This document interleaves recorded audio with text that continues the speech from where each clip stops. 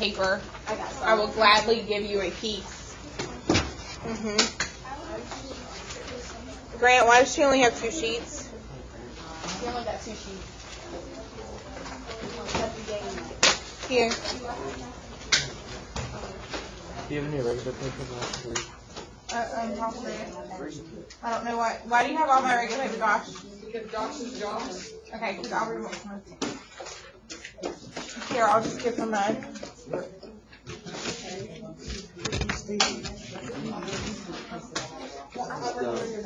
They're not stapled. They put them in their notebook. They normally don't staple them. I don't. Thank you. That's smart.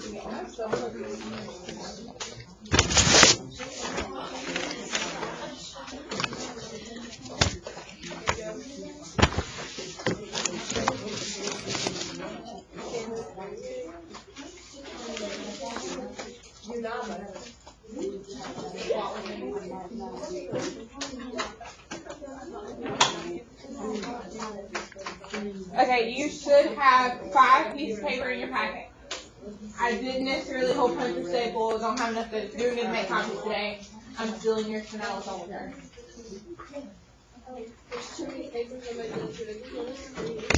Okay, I know. I'm glad you're excited. You like new groups, but I cannot. I don't even know why I'm yelling. I cannot yell today. It's not possible. Our goal.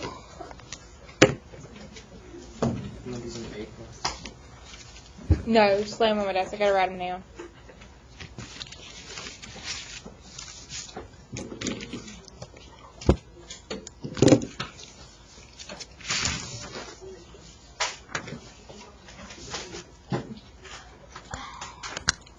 There are, let's look, 14 questions in this section. Our goal is to have it done by the end of tomorrow and to actually go a little further if we could. So if we're doing 14 between today and tomorrow, our goal today is to get through the first 7. Now, if we don't make our goal, are we going to cry? No. But understand, at the end of tomorrow, I expect it to be entirely done. So if you don't get through number 7 today, you might want to consider doing 1 or 2 for homework. Okay, so I am going to help you set up the first one just so you know what I'm looking for. So number 1 says complete a table of values and graph y equals x squared.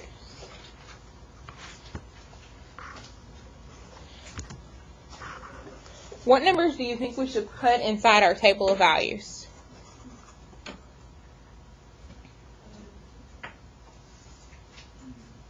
X, Y.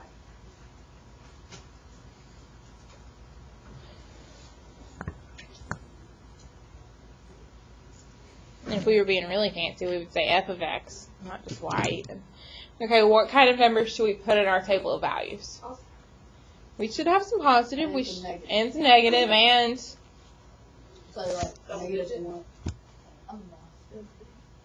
so from what to what do you think I should go to? We can't choose I don't know anything. What do you mean? What number is supposed to go to? Like, what would be a good range for our table of values? 4. Oh, kidding. A range, like from -10 to 10. -3 to Negative. That's not a bad idea. Let's do -3 to +3. Oh, I get what you're saying now. So -3, -2, -1, 0, 1, 2, 3. I didn't leave enough spaces. It's not a bad idea. Okay, some of these I'm going to leave for you to fill in, but some of these I'm going to help you fill in. For instance, 0 squared is just 0. What's 1 squared? 1. What's -1 squared? -1 times -1 is +1. Okay, I'm going to leave some of the others for you to fill in. On your graph paper, I'm going to do it on my regular paper because I'm proving a point that it doesn't look nice. On your graph paper, you could put all of this, but for sure, you will need to put your graph. You could write all this work on the graph paper. If you just wanted to use one piece of paper, you can write on graph paper. But it's messy. Yeah. What if I cut it Okay, out? I don't care. I don't. So because one issue with me drawing my own graph is, well, I'm pretty precise, but you, not so much. So we want to use regular graph paper. So we're going to graph all of our points. For instance, one set of points is -1, 1. I got to graph 0, 0. I've got to graph 1, 1. Are there any questions about those 3 points?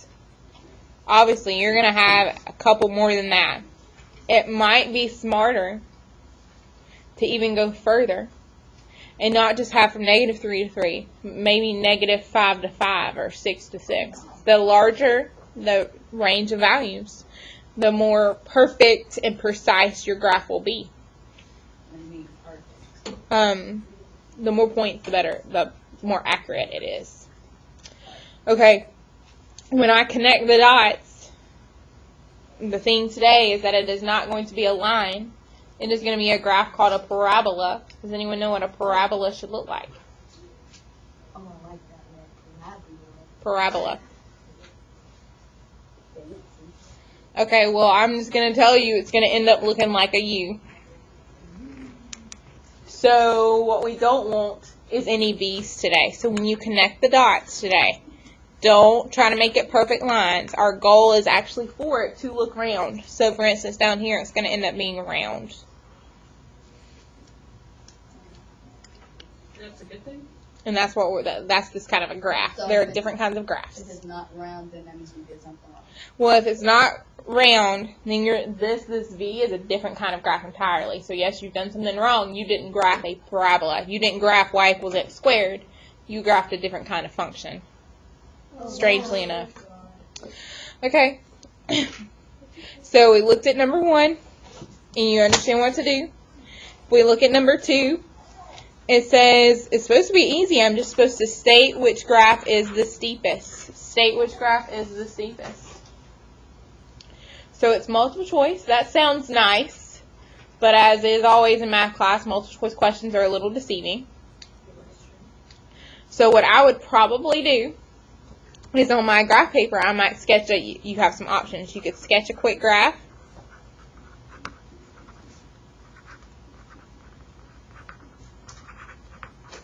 Or at least I would want to have some written reason for my selection. So let's say ties group select C. I need them to have we chose C because this. Because if you read number 2, what we're supposed to do is decide which graph is the steepest. And that word can be up for debate. What on earth does steepest mean? That's what we're trying to figure out. Okay, every group has been given a graphing calculator. A few months ago, we even used something called Desmos. It was DESMOS. So if you're not wanting to wait on the graphing calculator, because I don't have a class set, I only have 4. If you're not wanting to wait on the graphing calculator, or you're just wanting to do more of this at home, you can definitely use that app to graph these functions. Okay, I'm going to steal John David, hand me your calculator. I want to go over how to type it in the calculator. Now, if you've been reading ahead, number 4 says state which graph is the steepest without using the graphing calculator. And then you're supposed to check with the calculator. So you're going to have to hold yourself accountable on that one, because I know you're very tempted to cheat, as what I would be. Does anyone know how to graph inside a graphing calculator? I think we've talked about it before. Once you click, I can't see. We press It says like Y or something. y equals. Yeah. You need to write this down and be smart. No, We press y equals. And then you type. And then you type in whatever your graph is. For instance, maybe we want to graph what we're supposed to be graphing right now on number 1, just x squared. So to get x, you're actually going to press the button that says x, t, theta, and n. That's our variable button. And then to make it squared, you can press the squared button here. Or if you're wanting to be fancy and like make it cubed or some other sort of exponent, you can raise it to the 3rd power, raise it to the 4th power, raise it to whatever it is you're wanting to do. And then you're going to click graphs. Okay, so are there any questions about where the X is? You see the button that says X, T, theta, or N. And then the squared button, there is a button for that. However, if you're wanting to do a higher exponent, the button you've used in the past for exponents that looks like an up arrow thing is still going to work. Caret, that's what I wanted. It's still going to work out for us. Yes. What does it mean by steepest? The highest one? That's what's going to be up for debate. What does steepest mean? Okay, so I press graph, and it shows you. Now my graph is a standard graph. It's set from negative 10 to 10 from negative 10 to 10 on the Y, negative 10 to 10 on the X. If you want to zoom in, you can. Those buttons are kind of obvious. You can press zoom and zoom in on specific things or zoom out. You don't have to, but it might help. I don't know. If we eventually graph something that's too far below, like if its intercept is at negative 12, well, we only go up to negative 10 on the screen, so we would need to zoom out for that. Okay, and then the next question would be, Ms. Compton, if we're wanting to compare, don't we need to be able to graph them all on the same graph? And we do. So if you press Y equals This again, one that doesn't color. no. If you press Y equals again, you see how there's a Y1, a Y2, a Y3, a Y4, a Y5, Y6. You can graph that many things. You can graph a ton of things all at the same time. So if you want to graph X squared plus 1 at the same time, you can. And they will both be graphed on the same graph. You can graph 4 things all at the same time. You can graph 1,000 things all at the same time. But these are old calculators. Why one perk of using Desmos is that each graph is going to be done in a different color. There are calculators that do that. These are not those. They're Inspire color ones. These are not that, obviously. This is black and white. So when you're debating which one's the steepest, you got to keep track of which one is what, since they're all black on your screen. The easiest way to do that is just to delete one of them. Say, oh, I'm not sure which one's which. Let's get rid of you. Oh, yes, that is that one. Okay, are there any questions about how to work a graphing calculator? You're going to get stuck and need my help with the graphing calculator. That I am aware of. I totally understand. I love you dearly, but I do not feel good, so I will not do my normal walk around thing like I should. Instead,